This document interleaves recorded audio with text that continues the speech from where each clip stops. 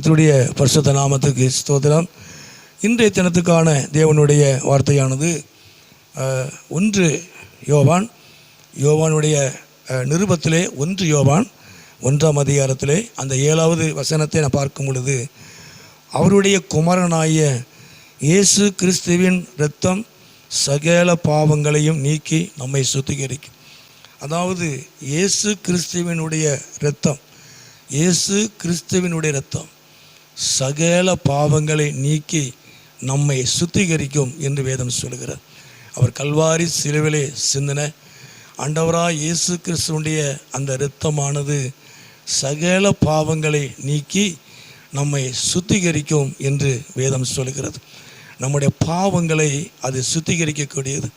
அதாவது அந்த எப்படி வாசிக்கிறோம், சகல பாவம். இப்போ நாம் சில நேரங்களில் சொல்கிறோம், இந்த காரியத்தை விட்டுட்டேன், இதை விட முடியலை, சின்ன காரியம்தான் ஆனாலும் விட முடியலை அப்படி சொல்கிறோம். பெரிய பெரிய பாவத்தெல்லாம் விட்டுட்டேன், பெரிய பெரிய தவறெல்லாம் விட்டுட்டேன், ஆனால் சின்ன காரியம்தான், அற்பமான ஒரு காரியம்தான், ஆனால் அது என்னால் விட முடியல அப்படின்னு நாம் அடிக்கடி சொல்கிறோம். ஆனால் பைபிள் சொல்லுது, வேதம் சொல்லுகிறது, ஆண்டவராய் இயேசு சொல்கிறார், அவருடைய இரத்தம் சகல பாவம். சின்ன பாவம் பெரிய பாவங்கிறதல்ல, சின்ன காரியம் பெரிய காரியம் அல்ல, எல்லாம் சகல பாவங்களை எல்லா பாவங்களையும் நீக்கி அது நம்மை சுத்திகரிக்கும் என்று வேதம் சொல்லுகிறார். இந்த நேரத்தில் ஆண்டவராய் இயேசுவே, உங்கள் இரத்தத்தினால எனக்குள் இருக்கிற எல்லாவற்றையும் நீங்கள் மாற்றுங்க. சின்ன காரியம்தான் ஆனாலும் அதிலிருந்து என்னால் விடுபட முடியலை அப்படின்னு சொல்லி பாருங்கள். நிச்சயமாக அதையும் கர்த்தர் மாற்றுவார். அவர் இரத்தத்தினால் அவர் உங்களை பரிசுத்தப்படுத்துவார், அவர் உங்களை சுத்திகரிப்பார். கர்த்தருக்கு மகிமை உண்டாவதாக.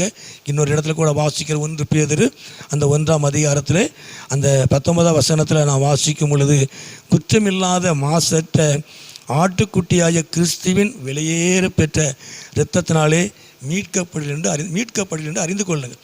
வெளியேற பெற்ற இரத்தம் என்று வேதம் சொல்லுகிறார். சகல பாவங்களை நீக்கக்கூடிய அந்த இரத்தம் எப்படிப்பட்டதுன்னா வெளியேற பெற்றது.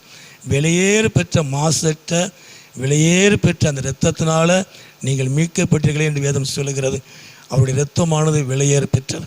அப்போ அந்த வெளியேற பெற்ற அந்த இரத்தத்தினால நம்முடைய பாவங்கள் மன்னிக்கப்படும் பொழுது, நம்முடைய பாவங்கள் கழுவப்படும் பொழுது நம்முடைய வாழ்க்கை ஒரு வெளியேற பெற்ற வாழ்க்கையாய் மாறும். இந்த பூமியில், இந்த உலகத்தில் ஒரு தன்மை உள்ள ஒரு வாழ்க்கையாக, உண்மை உள்ள ஒரு வாழ்க்கையாக, பரிசுத்தமுள்ள ஒரு வாழ்க்கையாக, வெளியேற பெற்ற ஒரு வாழ்க்கையாக கர்த்தர் உங்களை கனப்படுத்துவார். கர்த்தர் உங்களை கனப்படுத்துவார். நிச்சயமாகவே வெளியேற பெற்ற இரத்தத்தினால ஒரு மனிதன் மீட்கப்படும் பொழுது, பாவத்தில் இருந்து சாபத்தில் இருந்து வெளியேற பெற்ற இயேசுவின் இரத்தத்தினால ஒரு மனிதன் மீட்கப்படும் பொழுது அவன் இந்த பூமியிலே அவன் வெளியேற பெற்றவனாக, தன்மை உள்ளவனாக, கனம் பெற்றவனாக, ஆசீர்வதிக்கப்பட்டவனாய் அவன் மாறுவான். நிச்சயமாக இந்த நாட்களிலே இயேசு கிறிஸ்துவின் இரத்தம் சகல பாவங்களை நீக்கி நம்மை சுத்திகரிக்கும். அந்த வெளியேற பெற்ற இரத்தம் இந்த பூமியில் உங்களை வெளியேற பெற்றவர்களாக, தகுதி உள்ளவர்களாக அவர் உங்களை உயர்த்துவார். அந்த இரத்தம் உங்களை உயர்த்தும். அந்த இரத்தம் உங்களை ஆசீர்வதிக்கும். உங்கள் சாபத்தெல்லாம் மாற்றும். உங்களை உயர்த்தக்கூடிய இரத்தம். நிச்சயமாக இந்த நாட்களில் ஆண்டவராய் இயேசுவே, உங்கள் இரத்தத்தினால என்னுடைய எல்லா பாவத்தையும் மன்னிங்க, கழுவுங்கன்னு சொல்லி பாருங்கள். அந்த இரத்தம் உங்கள் வாழ்க்கையில் ஒரு பெரிய மாற்றத்தை கொண்டு வரும், ஆசீர்வாதத்தை கொண்டு வரும், உயர்த்தும். அவர் நாமத்தை அவர் மகிமைப்படுத்துவார். ஜெபம் பண்ணுவோமா? எங்கள் அதிகமாக நேசிக்கிற நல்ல பிதாவே, அருமையான ஆண்டவரே, இந்த நேரத்துக்காக நன்றி செலுத்துகிறோம்.